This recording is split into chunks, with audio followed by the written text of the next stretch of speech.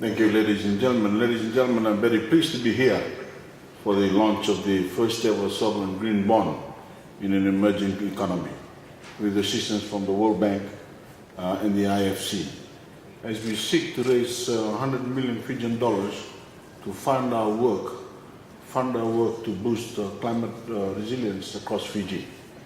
As I understand, Poland and France are the only other nations to have issued sovereign green bonds today. So Fiji is proud to take the lead, not only among small island states, other vulnerable nations and emerging economies, but within the global community as a whole. The majority of these funds will go toward building resilience against the impacts of climate change for Fiji and the Fijian economy. But we will also use these bond proceeds to fund projects that support my government's commitment to achieve 100% renewable energy and reduce CO2 emission in the energy sector by 30% by 2030. Even though we did not cause this crisis to our planet, we are determined to play our part in the solution and we expect other nations to do the same. I know I don't need to restate the urgency of adapting Fiji to the reality of climate change.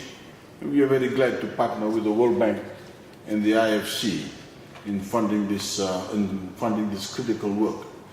I have made access to climate finance a key pillar of our upcoming COP23 presidency, and we are proud to set an example to other climate vulnerable nations by issuing this sovereign green bond. By issuing the first sovereign green bond in an emerging economy and the third in the world, we are also sending a clear signal to other nations that we can be creative and innovative in mobilizing funds and creating outcomes that benefit both countries and investors. Again, thank you to the World Bank and IFC for partnering with Fiji on this launch. I also like to acknowledge the Governor of the Reserve Bank of Fiji, Mr. Rifali, and the Attorney General and Minister for Economy, who is responsible for climate change and their teams in ensuring that Fiji's green bonds will be issued in record time since its conceptualization.